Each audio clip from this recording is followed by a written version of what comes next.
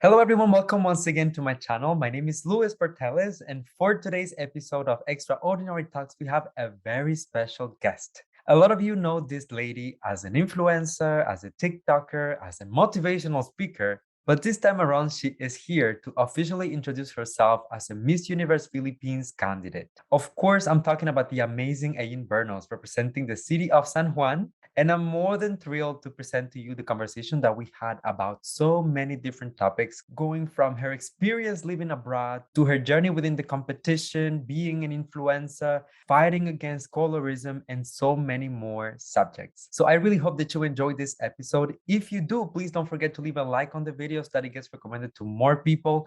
Subscribe to the channel for more videos like this one almost every single day.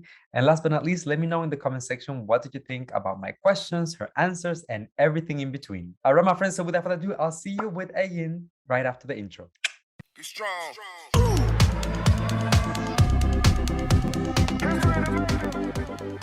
Welcome everyone to a brand new episode of Extraordinary Talks. And just like I promised, today I have a very, very special guest, Ayn Bernos. How are you doing, my dear? Thank you so much for having me, Luis. I'm so excited to be here and to be able to chat with you, finally get to meet you. Yeah, me too. I'm super excited. I've been really, really looking forward to this conversation for a while, and it's finally happening.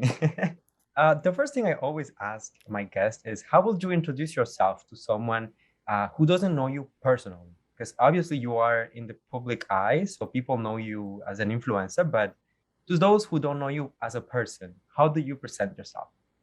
Ooh, great question. Hmm. Well, first things first, I probably wouldn't introduce myself as an influencer, but Ah, hi. My name is Ayn Bernos, but on Miss Universe Philippines, I am Rousanne Marie Bernos. hmm. I'm representing San Juan City. I am, well, first of all, I guess an entrepreneur. I am a creative entrepreneur, I would say. Huh? I'm a podcaster, content creator, and I love to talk about self development and confidence. And when I'm not working, I'm probably outdoors doing some cool stuff, anything that will, be fun under the sun. Yeah, sounds like fun. So you're a girl who likes the outside world. You know, sometimes as creators, we spend so much time inside and indoors that whenever you get the chance, it's good to go outside and just kind of like change a little bit. Absolutely. How would you describe your journey so far within the Miss Universe Philippines pageant? Is it what you were expecting to be, or?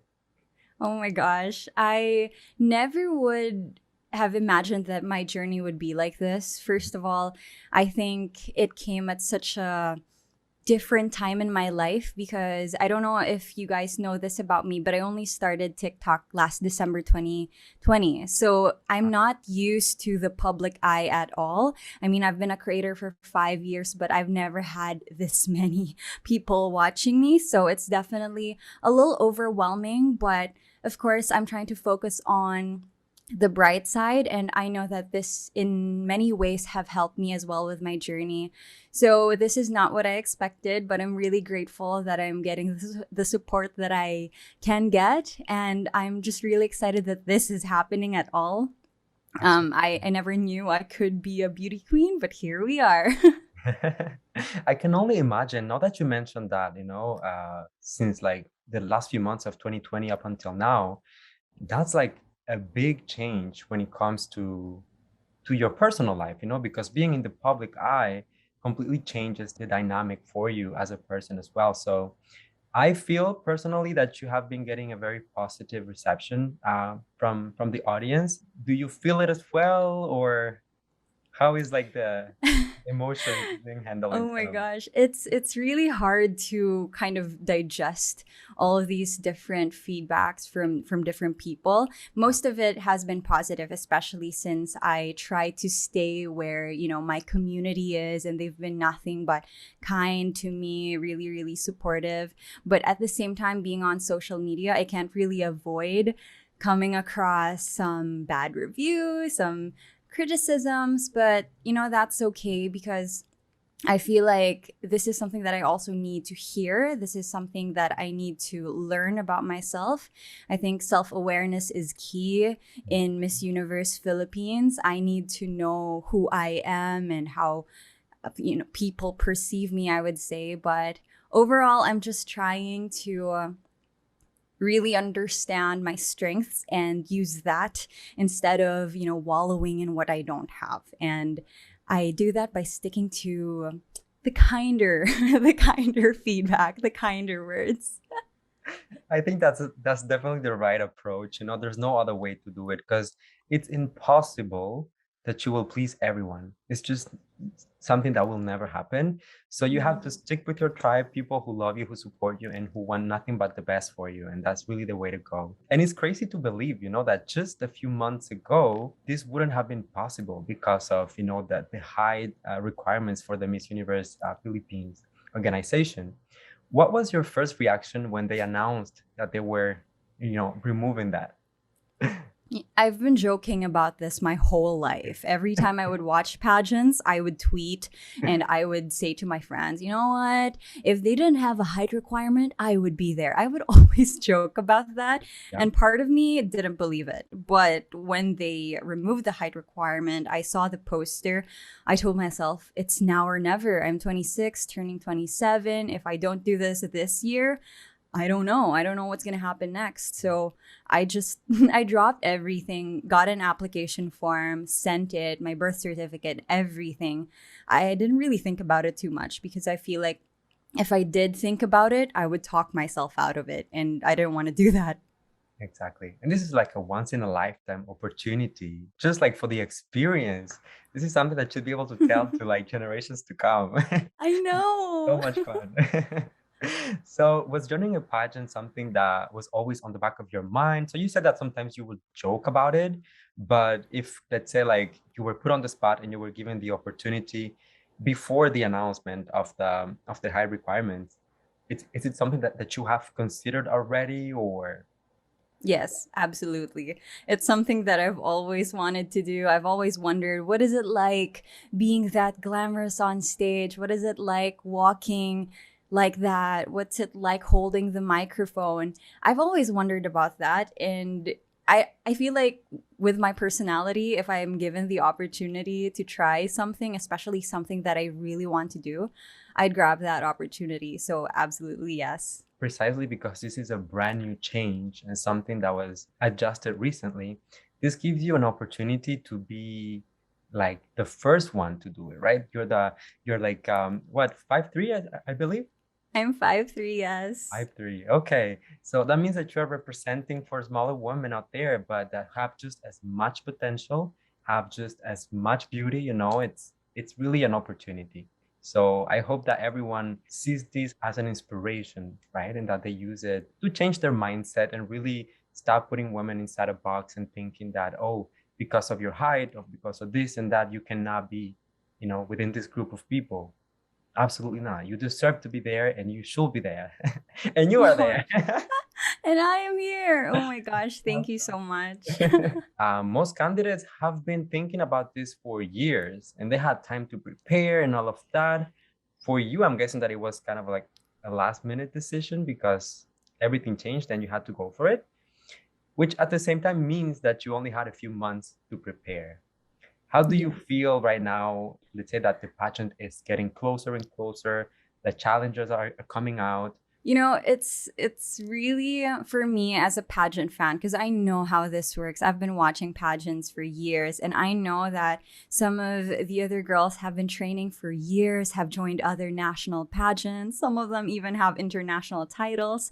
So, for me going into this as somebody who, number one, is known as a content creator and not much else, I know that may be a disadvantage for me, but at the same time, I'm trying to enjoy the process as much as I can. I actually did not start training until the top 100 was announced because before then, I didn't even think I would get in. I really didn't think so.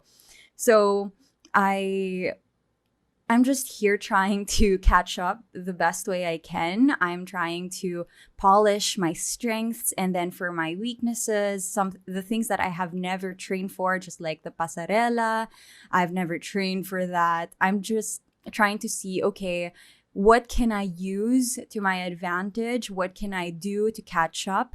And for me, that's been connecting with the right people, with Mhm. the right mentors to at least give me some insightful advice so that I won't get there with completely no idea what to do.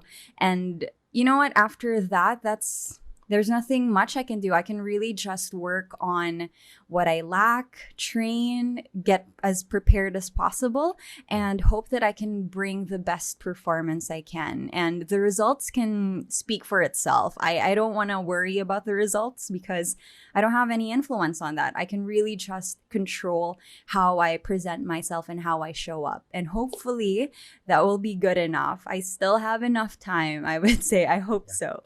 It doesn't seem to me like you are trying to change who you are in order to fit the mold or anything like that. It's important for you to be able to handle the technique side of it. For example, like the pasarela and the walk and this and that and all of it, right? But at the same time, it's important that you remain you at all times. Sometimes the candidates get a little lost because they want to please the audience, they want to please the judges, they change a little bit their personality, and it shows. And even worse, if you get the title pretending to be someone else, then you have to stick with that for years to come, right? So I believe that you have to be unapologetically yourself, just put the best that you can out there and let people decide if that's what they're looking for or not. But at the end of the day, you will be proud of whatever you deliver during the competition. Oh, that's so well put. That's exactly how I feel.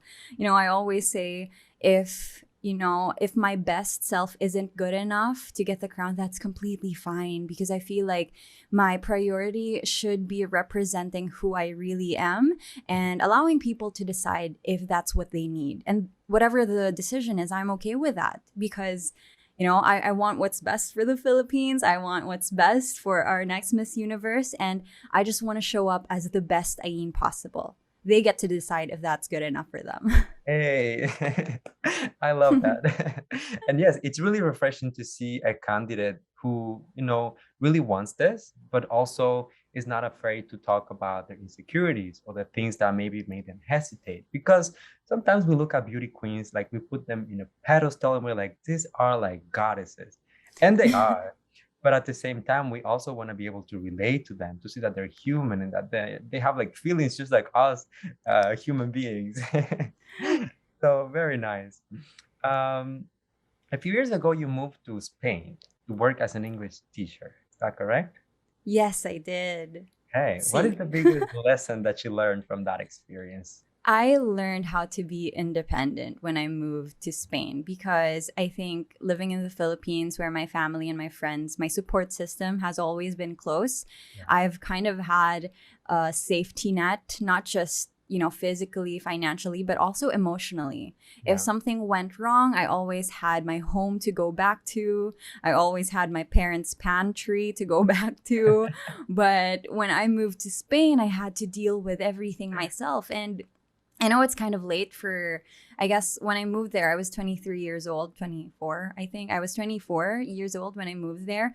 And that's kind of late to, be the independent self that you want to be. But the 10 months that I lived there taught me so much. It taught me how to, be resourceful with what I had. It taught me how to value the resources that I had. And it taught me the importance of everything that I missed in the Philippines, which is why I went back. I really missed my support system. I think I appreciated Filipino culture a lot more when I was so far away from it. Yeah. And it made me realize what really mattered to me, and it's home. Yeah, definitely. And I can relate to that as well. Because I'm an immigrant myself. I am originally from Cuba. I moved to Canada with, I mean, with my family, but at the moment I'm living by myself. And just like you said, it's a learning experience, girl. You have to really adapt, learn the language. How did you manage Yes. with Spanish? My Spanish is so bad, but Google Translate is so underrated. Every time I didn't know how to say something, I would just go to the bathroom, type what I needed to say, and then practice Oh. it. Oh my gosh, it was hard, but we power through. Yeah, I can imagine. When I was in Cuba and I knew that I was coming to Canada, I started taking English classes for like 2 years approximately, like in advance. I wanted to be ready.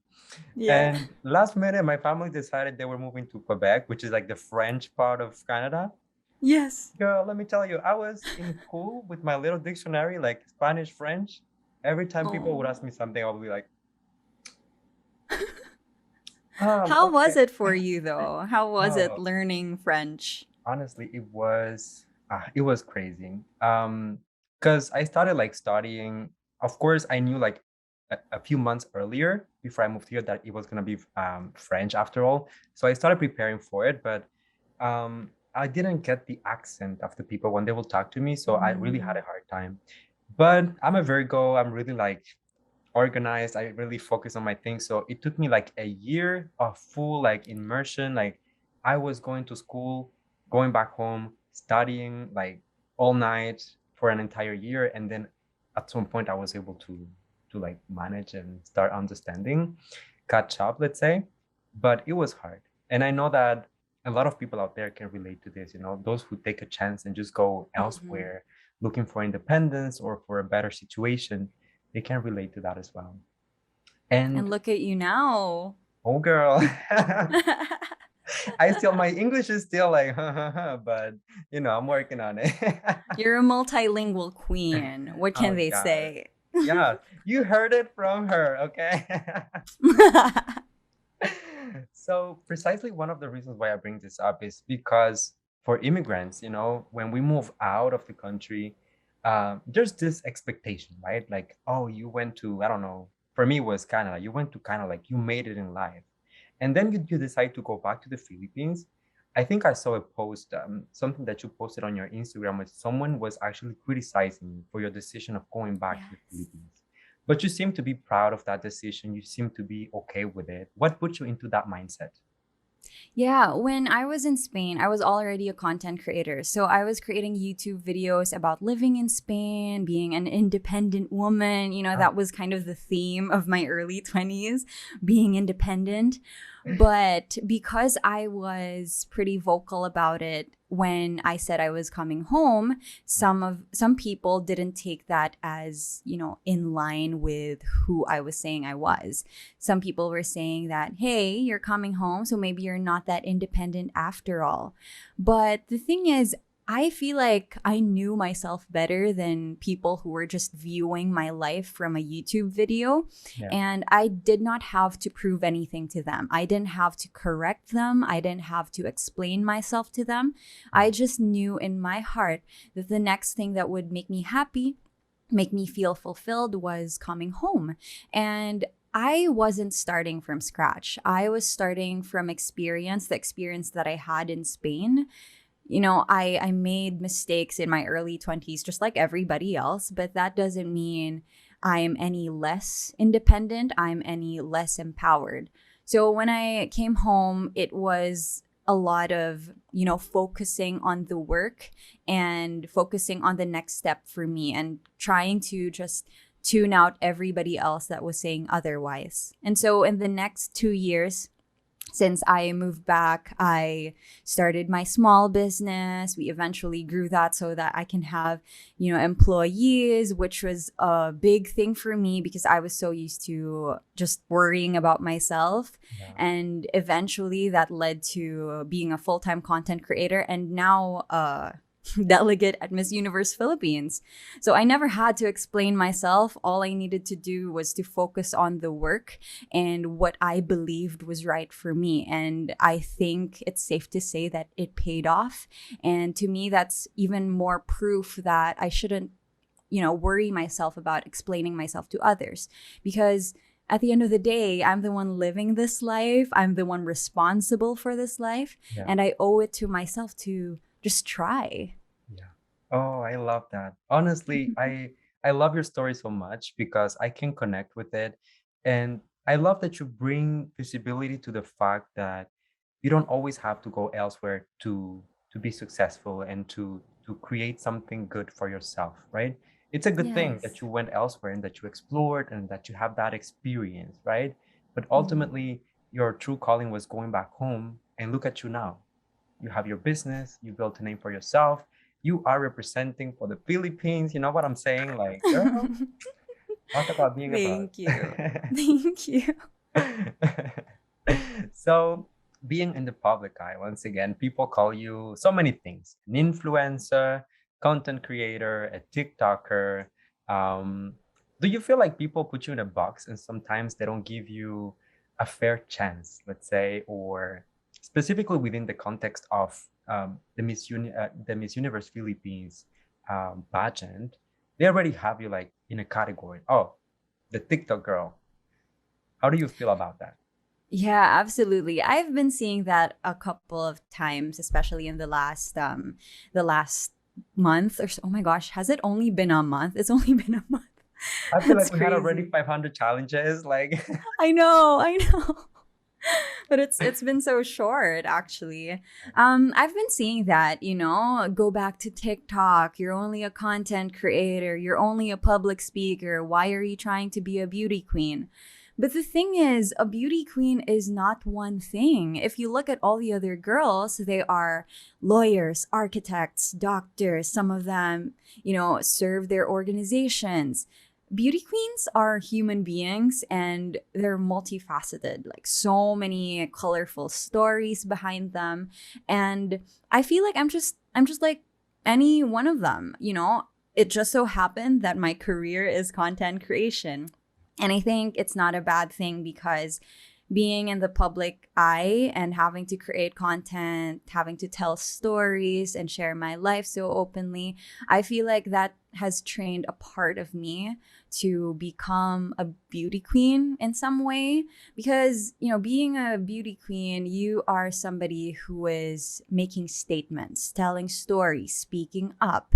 And if you know how to handle yourself in front of your camera, whether it's, your phone camera for TikTok or if it's your YouTube channel, I think in some ways that experience can also help me. So, again, just like what I said earlier about the person who told me I wasn't independent enough because I came back home, I'm also just doing the same approach. I don't need to explain myself to everybody. They can just see who I am through these interviews. They can just see how I perform in the tasks and let them decide what they think about me.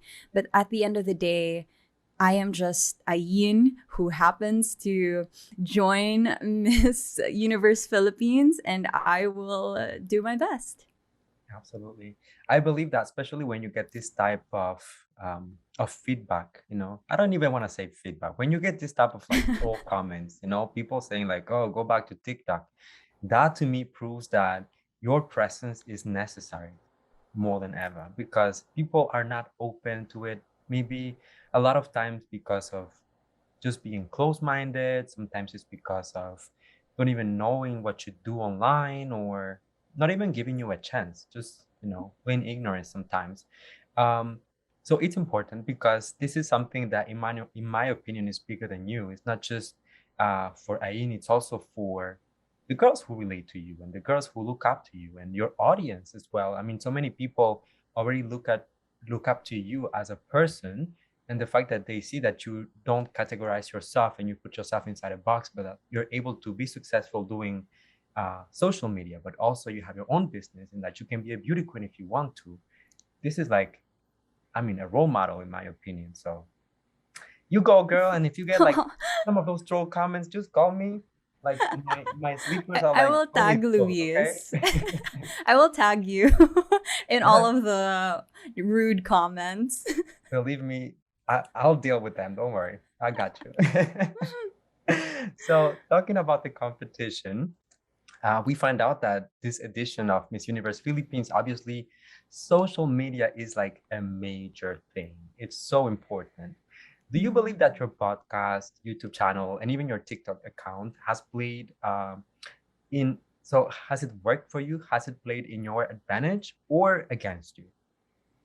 I think it absolutely have. And I like to think that the stars of the universe aligned because I've been doing this for 5 years. Yeah. 5 years. And I never got the following until earlier this year. You Yeah. know, if I was able to join Miss Universe Philippines last year, I wouldn't be getting the same support because people back then would not have known about me. They wouldn't have known about my advocacy, who I am, what kind of content I create. But it all happened this year when people finally know who I'm all about. Yeah. And I think it worked to my advantage because I was able to introduce myself to the Filipinos before I got to introduce myself as a beauty queen. Yeah. And I think that's very important, especially to somebody like me who I don't really want to change myself completely Mhm. just to be here. And Yeah. so having that mindset, it's important that people get why. And I think I've established that through my past videos, my past content, and I think it has also more than just how the public supports me, it also helped me personally solidify my purpose in this competition. It's not so I can, you know, alter myself to be the one they want to crown, but to instead show up as the Ayin that I've always been working on, that I've always been trying to be. And that's who I am on the internet. And I believe that people understand that. And that's why they support me. It's not because I'm the ideal or the typical or the one they had in mind, but because they've seen me before and they saw how I do things, and I think they like it. I hope that they like it or at least believe in it. Yeah, of course. I know for a fact that people are behind you. I mean, like so far in the challenges and the fan voting, you've been doing extremely well. So obviously people believe in you. They want to see you go far in the competition. But one of the comments that has been going around, especially like the bloggers sphere, Mm-hmm. is that once we get to the top 30, fan voting, it will not be as important as that at that point, and then you have to compete for real. Do you feel the pressure of when you get to that point? Let's say like if you make it to the top 30, then we have starting like this physical, like activities and challenges and the pageant itself. How do you feel Mm-hmm. about that part? Based on how people are talking about me, especially those who don't really know me as Ayin, the content creator, I think it's a good thing that they don't really expect much from me, that people think I'm just a TikToker, because, that I could use that to my advantage. I, Honestly, I like being underestimated because then I can just focus on the work and, whatever I show, they'll be surprised.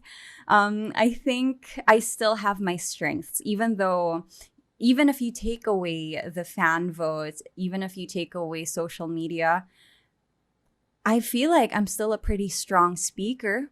Yeah. I feel like I am still a determined worker. I'm a very hard worker. Yeah. And those are not things that you should discount because at the end of the day, it's a job application. Miss Universe Philippines is a job application.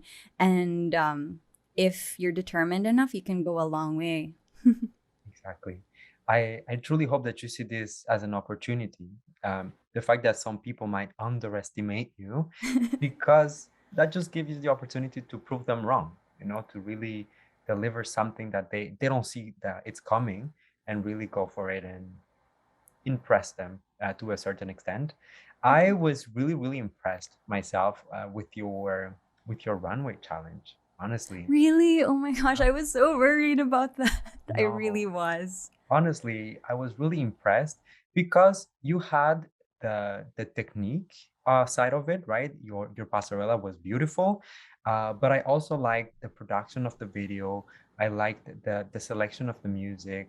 I loved the styling. I feel like you took a risk with what you were wearing, and it really paid off. Like it showed me personally like a different side of you, because I've been looking at your TikTok videos and your YouTube content, and it was just something so different from what I'm used to seeing from you, that I told myself, okay, this girl is really here to compete. She's not playing it safe.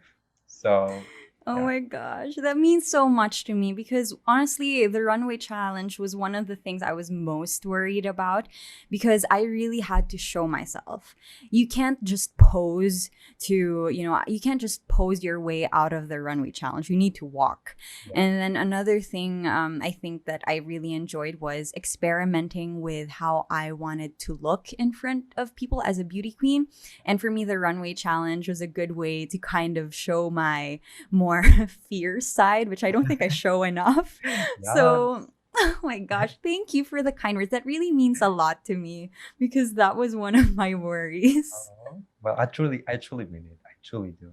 Thank you. Do you have a strategy for the rest of, let's say, like the upcoming challenges, but also for the competition itself? Or are you really going, one day at a time, natural and just being yourself? Or is there like, like a master plan behind You everything? know, I've been hearing strategy a lot throughout this competition, and I don't understand what people mean by it. It's like, what kind of strategy can anyone have? I really don't, I don't fully understand it, but I think my biggest strength is being Ayin. I've always been a strong storyteller. Mhm. I use my experiences and my stories really well in order to communicate what I'm here for. And I think I'm just going to continue to use that. I want to be as comfortable in my skin as possible. I've been trying to really combat all of the criticisms, telling me I look like this, I look like that. But to me, I'm using that as a source of my strength because the more people tell me that I don't belong here, the more I feel like I need to exist in this space Mhm. because people need to see that on stage. People need to feel represented on stage. And if they're telling me that I don't belong, then now I need to be here. So honestly, if we're talking about strategy, it's all about putting that at the forefront of who I am in the competition.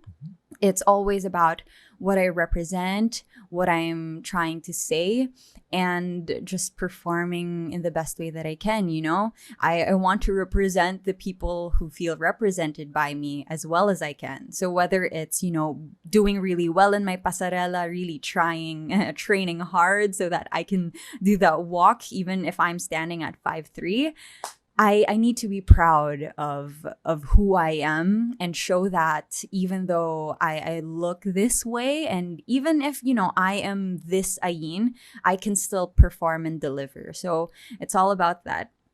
Exactly. I agree with you 100%. Like representation is so important.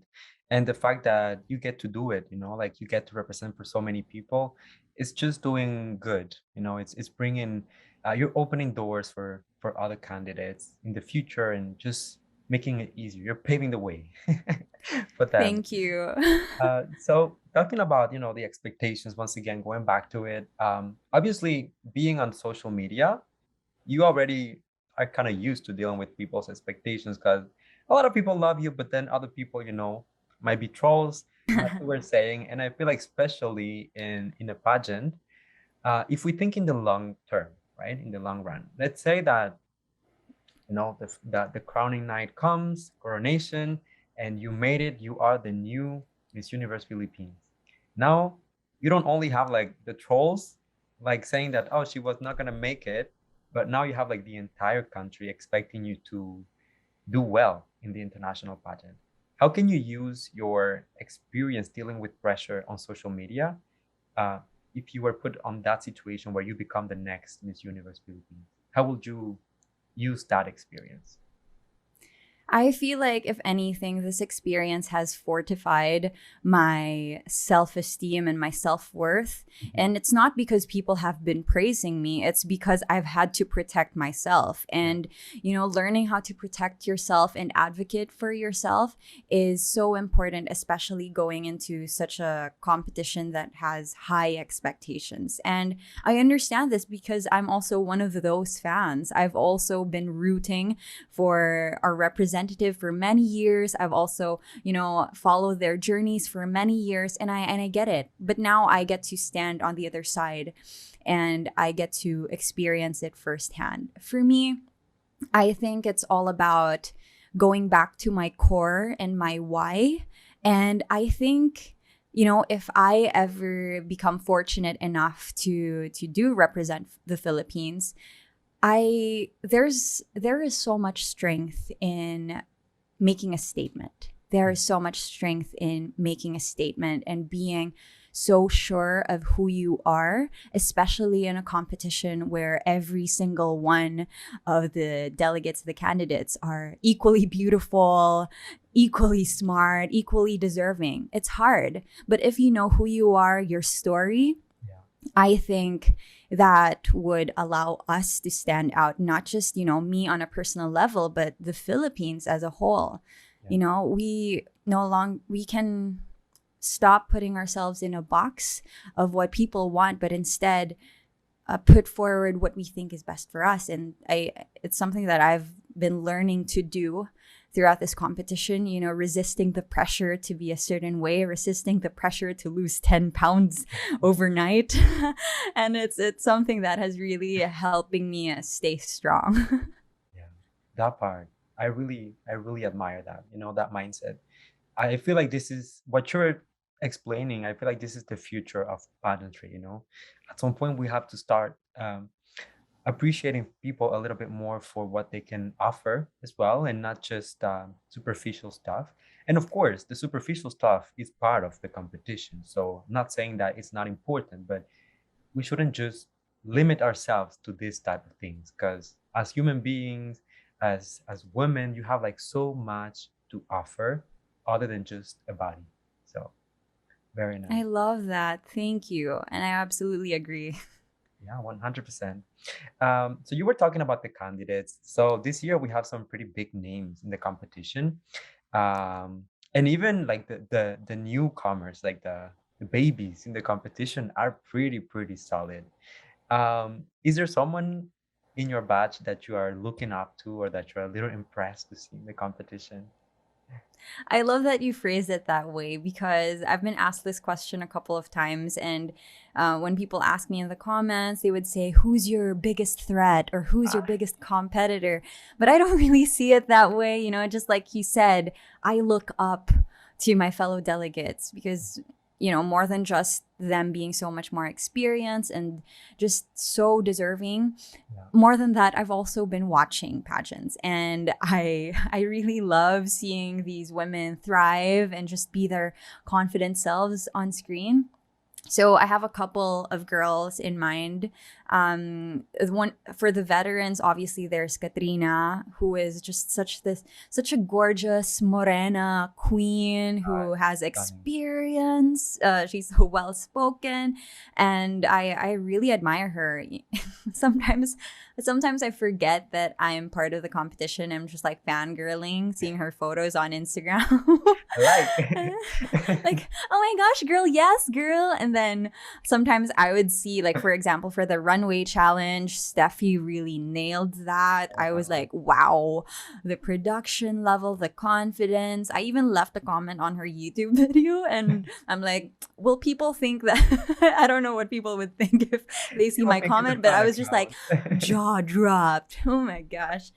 So, and then there's Maureen, who was somebody I watched on Asia's Next Top Model. So it's such an honor to be part of this and to see all of my idols competing as well. So yeah, it's like a surreal moment for me. I'm like a total fangirl.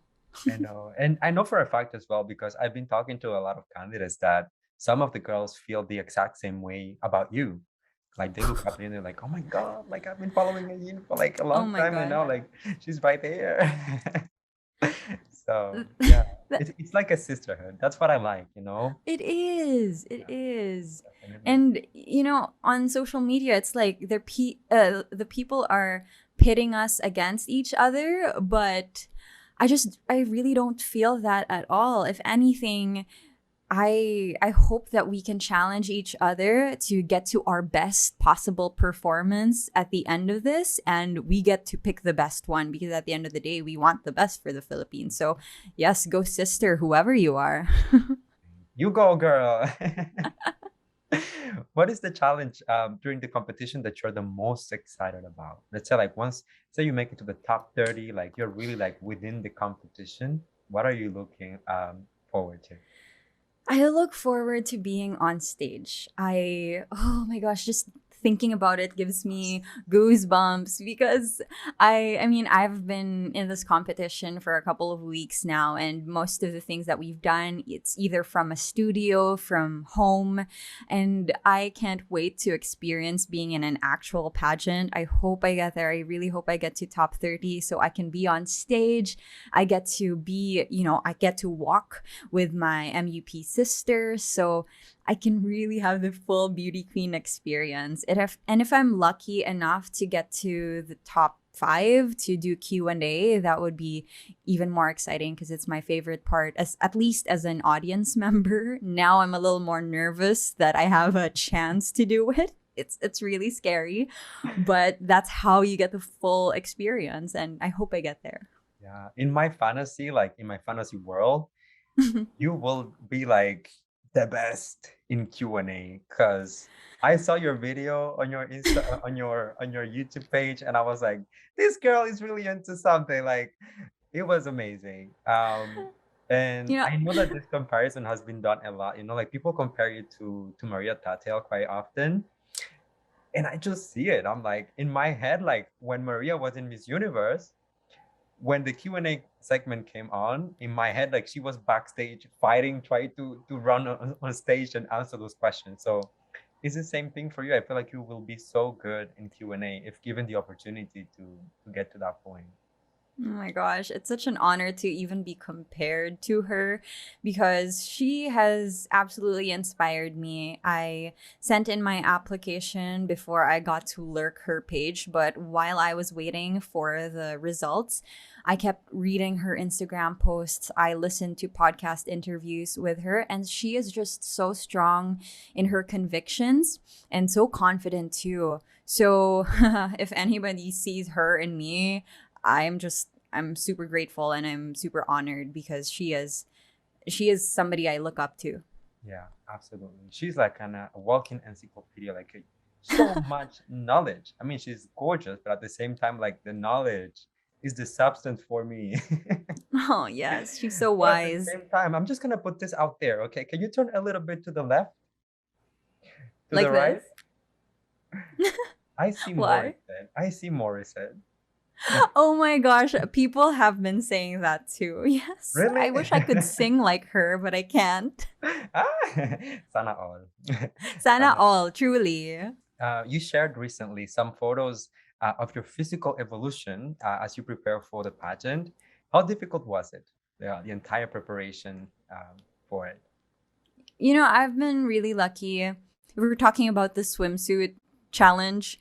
I've been really lucky because I started my fitness journey last year. So it wasn't even in preparation for the pageant. It just so happened that we were in the middle of a pandemic. I had to stop my business. I was turning 26 years old and I said, oh gosh, I cannot grow old feeling weak. So I needed to really get strong because I wanted to continue having an active lifestyle.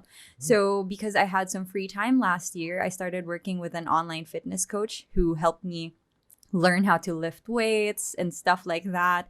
And so I did, and I kind of got back on track and became a little athletic again. Mhm. So when I found out that I was joining Miss Universe Philippines, I was like, oh my God, thank God I did all that work last year because now I don't have to be so worried. I haven't really been doing much to physically alter my body. It's more like I need to get stronger because I need to stand in heels for hours. And I would need really strong legs for that. Yeah. I need a strong core. So that's what I'm preparing for. I'm trying to be as equipped as possible. So if I ever get on that stage, I would be my most prepared self yet, Yeah, hopefully. of course. And that's a very good point. You're not trying to alter your body in the sense that you're not trying to be someone that you are not. Because the goal is for you to feel comfortable with what you're Hmm. going to present, right? Because once again, thinking in the long term, this is something that you will have to maintain, that you will have to keep up Yes. with in the long run. So it's unrealistic for you to become like someone that you are not, or that you know that you cannot possibly keep up with in 2 months, and then like, lose it after a while. So definitely the right approach. What about mental preparation? Are you adapting like some wellness habits, to be mentally ready?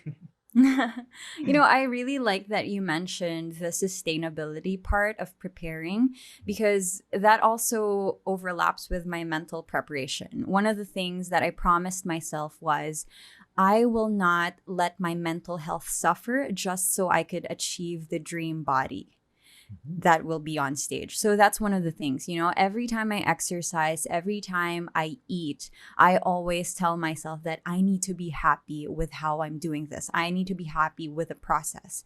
Because if in the process of preparing my body for the competition, I feel less confident, I feel inadequate, then that won't really do me any good. I can look my best self, but if I'm not okay with my mindset, then oh, what's the use of that? So for me, it's going back to my basics, my foundation. I've been studying self development for many years, mostly because I just wanted to, I wanted to learn how to love myself better, be more confident. So I've been going back to that. I've been trying to maintain my confidence no matter what people say.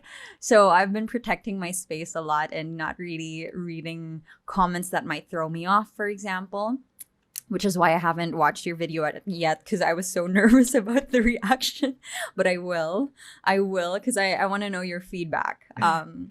But like mentally, I think it's just important for me to uh, keep myself as healthy as possible, and that includes, staying close to my support system, those who believe in me, those who see my strengths and fortify that. So that's really it. I can't afford to be distracted by the mean comments, the rude comments, because I have such little time to prepare, and I need to pour all of my energy into training and preparing for the pageant.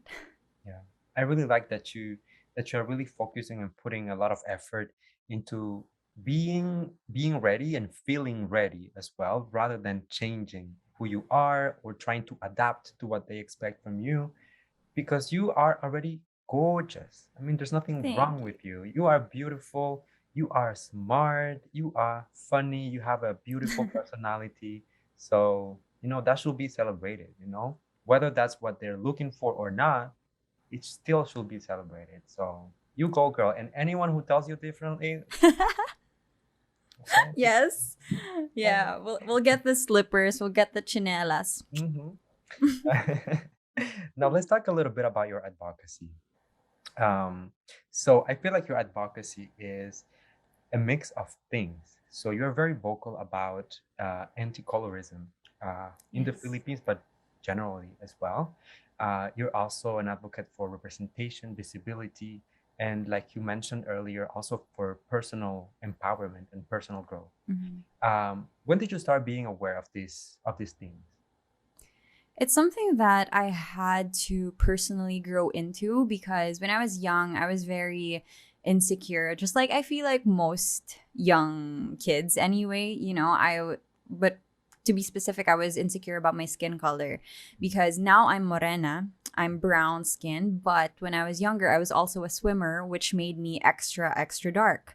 Now, I had to really work hard to build confidence from that, because when I was growing up, I was called a lot of different names. I had to work hard to build that confidence. And one of the things that I really thought about was, what would have happened, or how would my childhood have felt like if I had the confidence, or if I knew I had potential? Sure. Would I be different? Would I have achieved more? Would I have gotten more opportunities if I believed that I was good enough?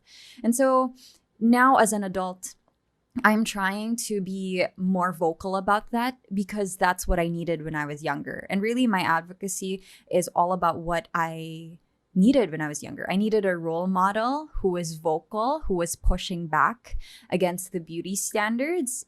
For me, that's what I needed. And now that I'm a content creator and I get to connect with a lot more people, I realized that I wasn't the only one, and I'm not the only one.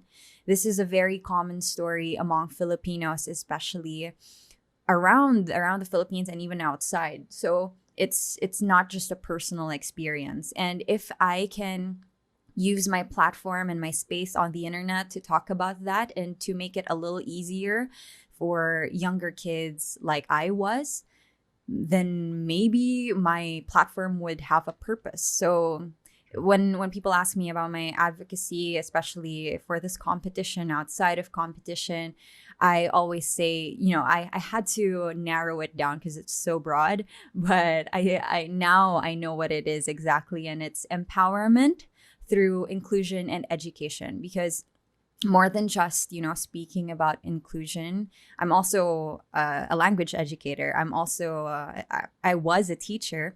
So I think there is so much power in education, and I think we can achieve what we are aiming for inclusivity wise when people know what they're talking about, when people are empowered to learn, and when they have the resources to learn. So I think it goes hand in hand. Mhm. Very nice. In your opinion, and of course this is like a general question because everyone's experience is different, but Mhm. in your opinion, where did this negative feelings towards the color of your skin come from? It's a lot of different things. Well, firstly, historically, colorism in the Philippines has always been an issue. For one, Filipinos colonialism. That's a very touchy subject, but that's part of our history. That's how we've established the social classes, and they continue to be felt today. And today we see them in ads, we see them in showbiz, we see them even in beauty pageants, And the thing is, it's not really about eradicating or like feeling superior over people with lighter skin. It's not that at all. It's allowing people with darker skin to feel like they are equal, to feel like they have just as much potential. And that's really what we want. It's all about representation. We just need to bring more people out there who look like us. And that's why I think there's so much power in the internet, because we get to decide how we show ourselves, and we Yeah. get to represent ourselves even if nobody gives us the permission to do so. Absolutely. This is so important, and I really connect with your story because coming from Cuba, we are also an old colony of Mm-hmm. Spain, and we see this type of issues as well. I come from a mixed background where my dad's family was more like descending from the Spanish side. My mom's side, it's more from typical Cuban. So I would see it sometimes because the color of my skin is light that people will look at me differently than what they will look at my mother. And the opportunity sometimes, it's something that sometimes it's so integrated within society that you don't realize it or you take it like as normal. But like you mentioned, Yes. it's not about being superior or wanting like darker skin tones to be like on this level and light skin tone on this one. It's really equality because we're all humans. We all have the same abilities. We have the same dreams and aspirations in life, so we shouldn't be conditioned to or limited to what we can do because of the color of our skin. So I believe this is so important, and I hope that everyone watching us right now, this is like an open invitation. Everyone go and try to look for information. I mean, in 2021 things are available online. Yes. Read a book, talk to someone who might be able to give you or tell you about their own experience, and just be open to it. And that's all it takes to start changing your mindset today. So Yes. so I important. love that you shared your story too. Thank you so much for sharing that, because, we often forget that this is not just a Filipino thing. This is a around the world thing. Colorism really is an issue that affects a lot of people. And whether or not you're darker skinned or lighter skinned, it affects all of us because of that prejudice. So thank you for bringing that up. And I hope your mom is watching and she's so proud of you. Oh, my mom is proud. She's always watching. She's like, yeah. Aw. Oh my gosh, that's like my parents. Hi, mommy and daddy. I know I they're watching because they told me to get an interview with Luis. So oh, so cute. Tell them hi from me. I will. So precisely, I mean, we were talking about this is something that I mentioned a little bit, but what is the best possible way to start educating people about this type of issues and bringing awareness to this, not only on an individual level, but to the society itself? Because this is not only like a behavior personally, but sometimes it's like a society mindset as well. I love that you mentioned that because I feel like as a content creator, I've been trying to solve this from an individual level, reaching specific viewers and changing their minds. But I guess on an institutional level, what we can do is to have legislation that would protect people who are being affected by such issues. So, for example, when we hire people, because I know that this is something that affects employment as well. So, for example, I have a couple of friends who have tried to get into airlines, but they've gotten feedback that they're too dark to have that job. So, something as simple as that, maybe if we had a law that would stop employers from discriminating against darker skinned people, that would go a long way. If we had training for teachers in schools, how they talk about color, how they talk about bodies and shapes and sizes, then if we had that education on that level, then I feel like we would reach more people. Because I think coming from my experience growing up, it wasn't just the little kids that affected how I saw myself. It was also people in power, teachers, institutions, and how they treated us. So if we could address those people who have influence, then maybe it will be easier for everybody to adjust and get used to the idea of equality and diversity. It almost sounds funny, getting used to the idea I of know. It's equality. like, But ooh. yeah, unfortunately, it does take a lot of getting used to it. And once again, don't underestimate your personal actions. Anything that you can do on a personal level will have an impact, and people around you are looking at the things that you're doing. So, whenever you have the opportunity to talk about these things, to educate other people, go for it. It's never lost. Being an entrepreneur, having founded Morena the label, do you think that you have created a change in society in your very own way with your company? I feel like in my own way, yes. I mean, we definitely have a long way to go, but we have a strong community. Even though it's just a couple of people, whenever I see, photos of these morenas just wearing our shirts and wearing them proudly with the Yeah. statements like, I like my tan, tita. In their own way, they're finally accepting who they are, being proud of themselves, being unapologetic about themselves. And I think if we can empower people to feel confident, if we can empower people to pursue their potential, their full potential, then we are making change because individuals have so much power, and an empowered woman, an empowered man can create change in their own communities. So even if I'm not reaching everybody, if I can influence the lives and the confidence of individuals, especially the younger generation, then I'm happy with that change and I'm happy with that impact. I feel like it can create a ripple effect. And even if I'm not here to watch it grow in the far future, I'm happy with that legacy. And if my legacy are the t-shirts, I am very proud of them. Your teachers have a big impact, in my opinion. I was talking a little bit like the LinkedIn page, your LinkedIn page, actually, and looking You for the got there. You really did your Yeah, I research. was doing my research. I was like, I gotta be ready. And it's really a matter of perspective. In the description of your company, the way that you describe it was like company to uplift women, to empower women, but also or sun-kissed skin. You know, the way that you verbalize it, the way that you put it is so beautiful. And you know, once again, I am a man, so you know, but that doesn't take away from the fact that you still can be a feminist, even if you're a man.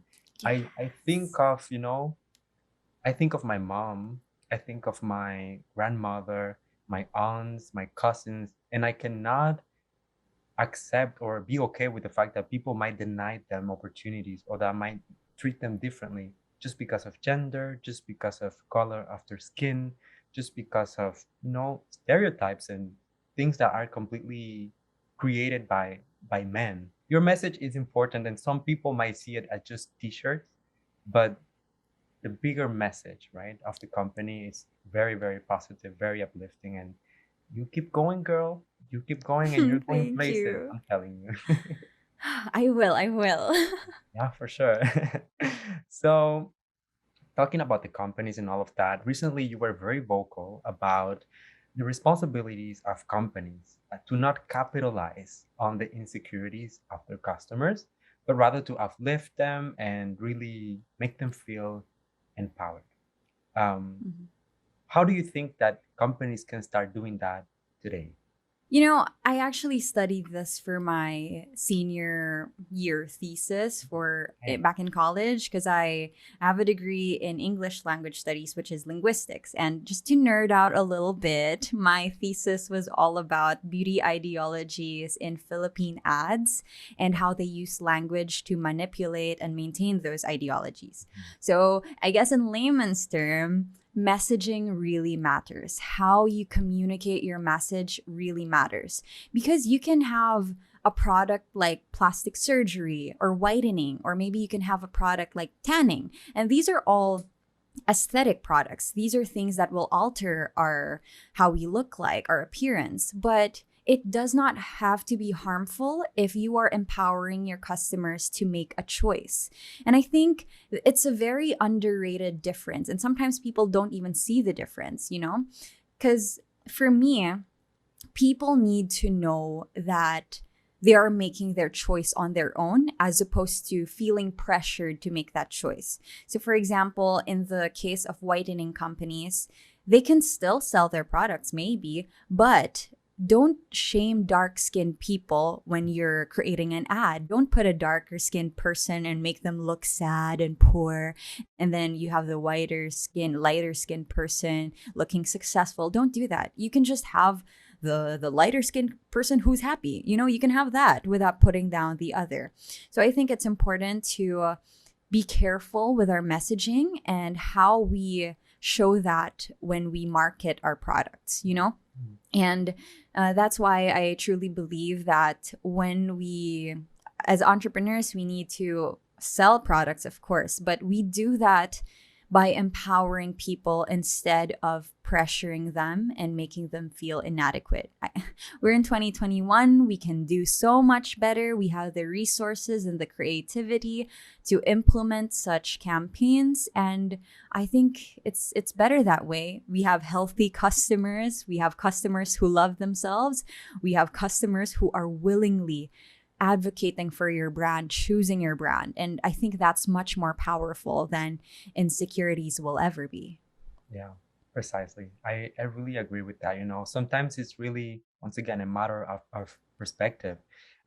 It's perfectly fine if individually, like personally, you decide to use a certain product, I don't know, to even your complexion or like you want to like work on something on your body. That's fine. It's your body. It's you. You can do you, you know? But there's no need to make everyone feel bad about their skin color or like the tone of your skin or, you know, that the fact that you were born a certain way that you need to change it. That is completely Mhm. different because instead of addressing like a personal desire or like a personal need, you are making it something that is general and that affects an entire group of people. So, Yes, yeah. exactly. You put that so perfectly. Oh, girl. I'm learning from you. I'm actually taking notes like on the side. Oh my gosh. So, in a way, to be honest, I feel like you're a trailblazer with everything that you're doing. Not only you're breaking stereotypes when it comes to height, you know, in beauty pageants, when it comes to skin color, when it comes to what people can do, and how people categorize and perceive influencers. Do you think that a pageant is the right type of platform to put this message out there into the world? I think it's kind of, is it ironic? Is that correct if I say ironic? If I'm trying to challenge beauty standards, but at the same time being part of the pageant, it makes you think. But I think there is something so important about the platform and the influence of not just pageants, but specifically Miss Universe Philippines. Yeah. Like I said, I was very young when I started watching Miss Universe, and I really looked up to these women. And nobody can take that away. Nobody can take away that influence. And so instead of removing that and ignoring that and avoiding that and just, rebelling against that, I think it's so important to take ownership of that.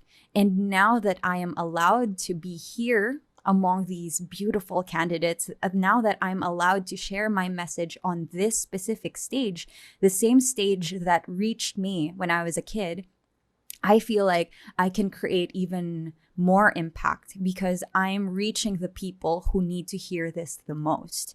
I'm not reaching people who don't believe in pageants or don't believe in the importance of beauty. I'm reaching people who believe in the power of pageants. And so it's important to be here and send this strong message that even if you don't look like us, I didn't look like the girls I watched when I was younger either, but I'm here and you can be here too. You can be phenomenal too. And I think that's strong. To me, it was life-changing. And even, as an adult, when I saw Maria Thatil, that was life-changing for me, even if that was a couple of months ago. And so we are making progress every day. And if I utilize the platform that Miss Universe Philippines has given us, then I think we are doing more good than harm. And hopefully I can continue to do that while I'm here. It really makes me think of the story of Troy's horse, when they The Trojan infiltrate. horse. Yeah, the Trojan horse. I'm like Troy's horse. The story of the Trojan horse, because they infiltrate the city, and then they start attacking from within. And of course, it's just a metaphor. You are not attacking anyone. If Mhm. anything, it's a battle of love and just like showing that, there's more out there than what you see or what you're used to see on TV and, online. So definitely, like I was saying, a trailblazer, in my opinion. Thank Um, you. I love so that analogy. Trojan horse from the inside. that is the strategy, Earlier I was asking, what's the strategy? There Now I get it. we go. No, you just gave me my strategy. You go, girl. Thank you later. So I don't want to take too much of your time. So I only have two more questions for you. Fairly simple. What is something unique that you'd bring to the table if you were crowned the next Miss Universe Philippines? I think what I bring to the table that's unique is my story. I am somebody who doesn't share the same background, I would say, because I've always been an outsider. And even though a lot of people may see that as a disadvantage, as an outsider, I've also developed my own set of skills. I've also developed my own sense of self. And going into the competition, if I can represent not just me, but everybody else, all the outsiders who share my story, then I think that message can go a long way and hopefully create enough impact to allow me a spot in the global stage.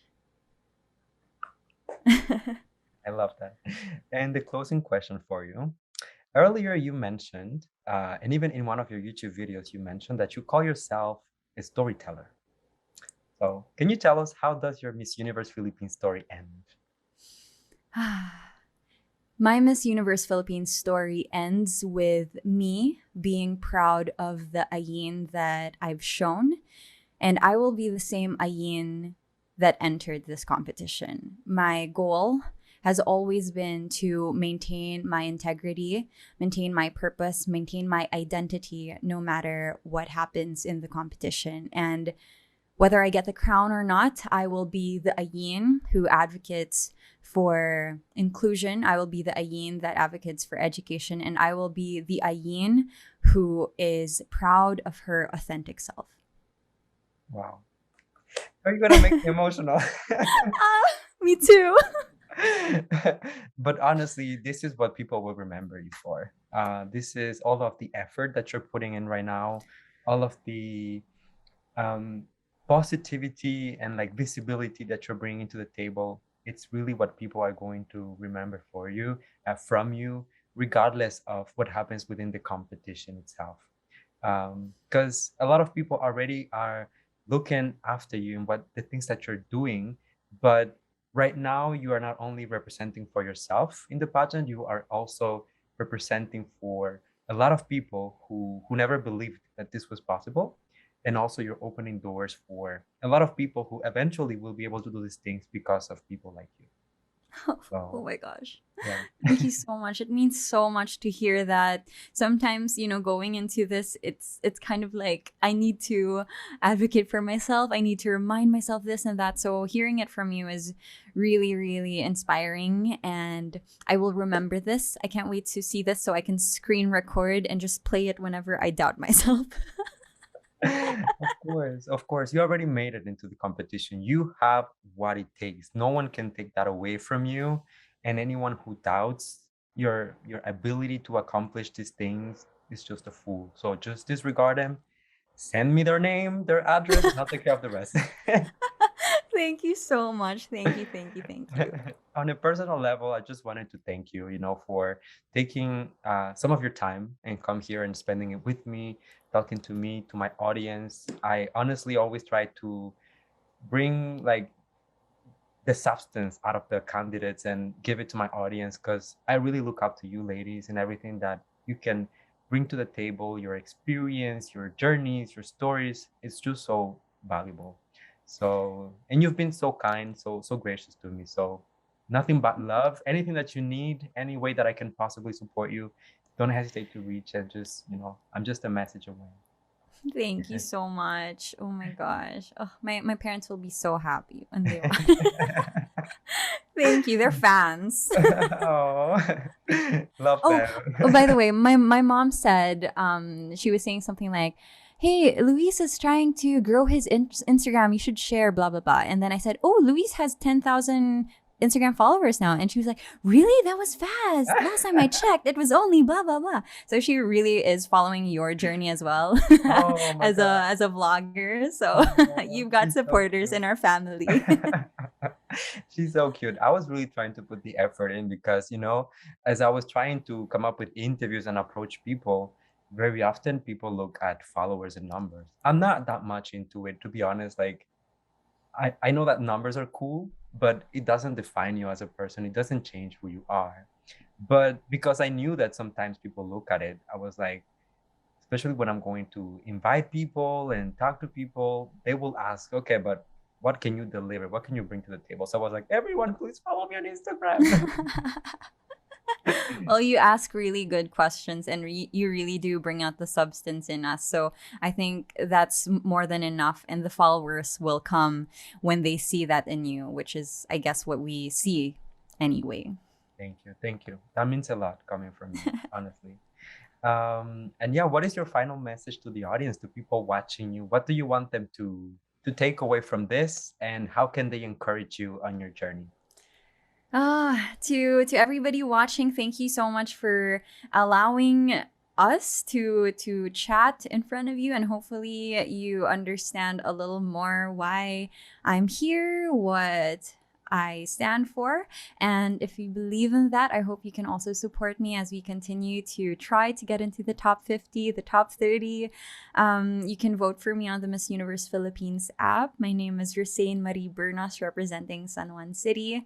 And to everybody who believes, I hope I get to make you proud. You go, girl. You got this in the bag. Thank you. Very nice. Okay, perfect. Well, thank you everyone for watching this episode, and for staying with us for almost like what, an hour and 15 minutes. It's been a fun conversation. So I really hope that you enjoyed it, and I will see you very, very soon with another episode. Until then, stay safe, take care, and see you soon. Bye. Bye.